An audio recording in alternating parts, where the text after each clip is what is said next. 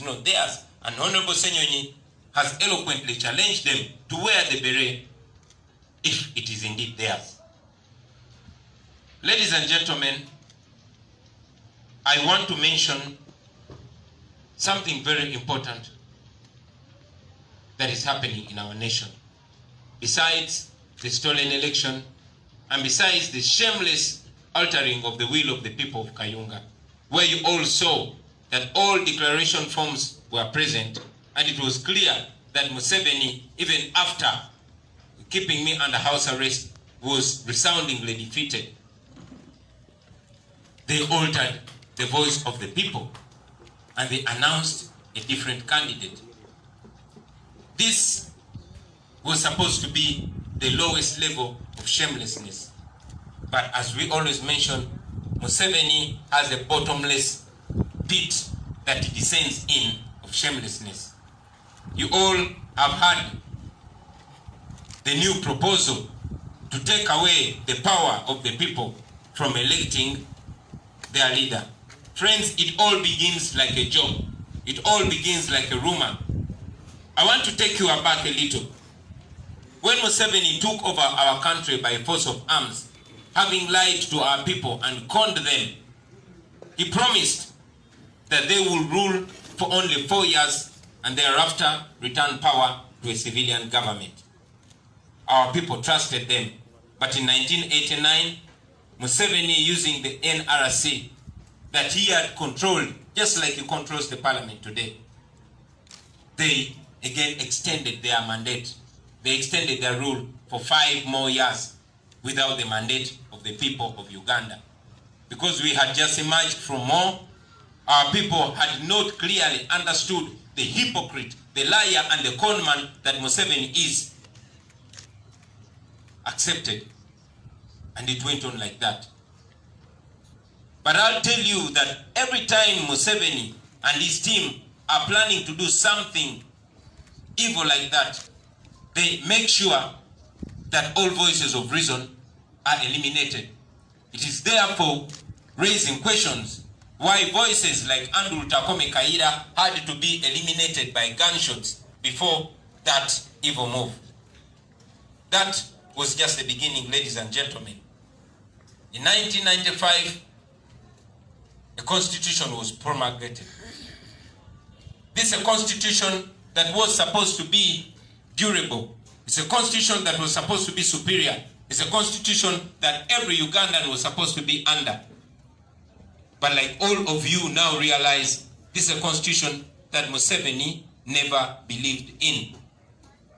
Every time the constitution bars Museveni from achieving or pursuing his selfish ends, he tears out the page that blocks him. In 2005, all of you remember that Museveni, using bribe and intimidation, had term limits removed from our constitution. And yes, you remember that many voices of reason died in the years preceding 2005. That was the first break. It was the first control that was removed from our constitution. Ugandans did not rise up as aggressively as they should have raised up. Why? Because maybe they had hope. And indeed, many of us were still young, and we did not know the kind of hypocrite and liar that Museveni is. But most importantly, people still had some hope. And indeed, many people who called on radio say, well, he has changed the term limits, but he cannot change the years. People did not know how shameless Museveni can be. In 2017, ladies and gentlemen, it began like a rumor. And indeed, Museveni himself dismissed it and said those are nothing doers that are mentioning change of the constitution. Museveni is quoted on TV having said that a leader cannot be mentally sound after the age of 75. And he is quoted having been interviewed by Jeff Koinange. He said, certainly not. I will not be president after the age of 75. Right now, we know that Museveni and his word are not to be trusted. In 2017, as many of you remember, Parliament was raided by the military, commanded by his son. Members of Parliament were brutalized. Soldiers came in the chamber and took the Parliament under siege. And still using bribe and intimidation, the Constitution was raped. The second break was removed from the Constitution. Museveni had his way of making himself president for life. The age limit was removed from our Constitution. And Museveni once again made himself eligible to stand for president. That provoked many Ugandans, and indeed, it motivated myself and many others to take him on. We took the matter to the people of Uganda. Having taken the matter to the people of Uganda, we told them that this was now about them. We told them they did not have hope in the parliament, and neither did they have hope in the courts of law. Because like the parliament, the then Speaker of Parliament and the sycophant members of Parliament belonging to the NRM party, having been used, the courts of law were used still. And that evil scheme was legitimized. We went to the polls. We called upon the people of Uganda. They responded massively and they voted Museveni out. I repeat, they voted Museveni out. But because Museveni, just like he does not respect the constitution or the law, does not respect the people of Uganda, because the people of Uganda have not yet asserted themselves the way they should assert themselves. So, having been defeated, Museveni did what he does best. Switched off the internet, took over the media, and intensified abductions. And yet again, Museveni imposed himself on the people of Uganda. Ladies and gentlemen, many people thought that's the lowest that Museveni can go. But like I told you, the pit of shame that Museveni goes into every minute, every day, is bottomless.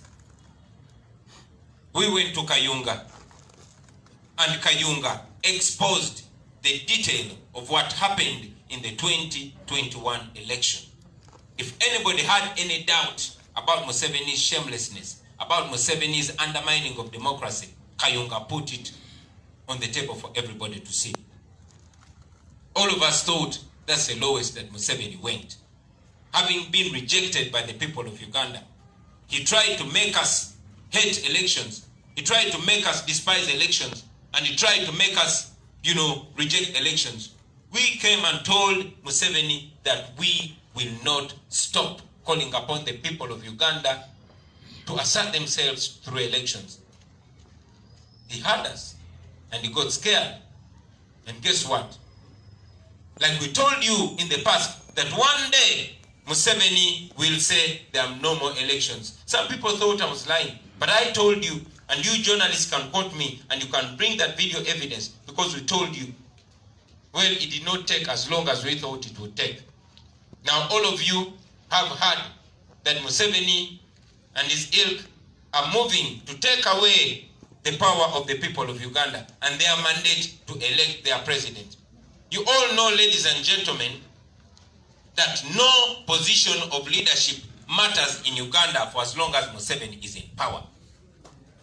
And all of you know that Museveni is rejected and was rejected long ago by the people of Uganda. He used COVID to hide that, but the people asserted themselves. And now, he cannot take the shame anymore. Because he knows that even if he uses the military and other machinations to impose himself on the people of Uganda, the international community watches him. He got out of the 2021 election bruised. The whole world saw Museveni for the military dictator that he is, and he cannot take that anymore. And that is why he wants to scrap elections. Ladies and gentlemen, I want to remind you, Ugandans from every corner of Uganda and from all over the world that this is the last opportunity that you have.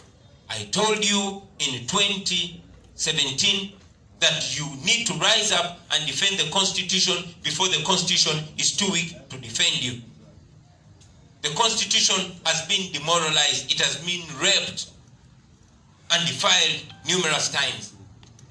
Now it is upon the people of Uganda. So it is now that I want to call upon all of you, the people of Uganda. We cannot leave this to only the members of parliament. We cannot only leave this to the mayors or the elected leaders. It is everybody's responsibility, ladies and gentlemen.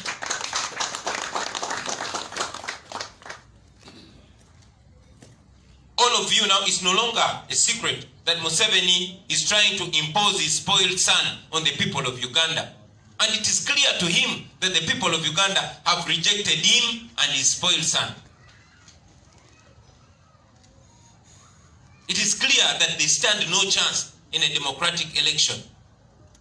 But because he has always been using the parliament, which he bribes and intimidates, and there are fewer people, he wants to take that to the parliament. I'm telling you today, that will not work. I'm telling you, Mr. Museveni, that will not work.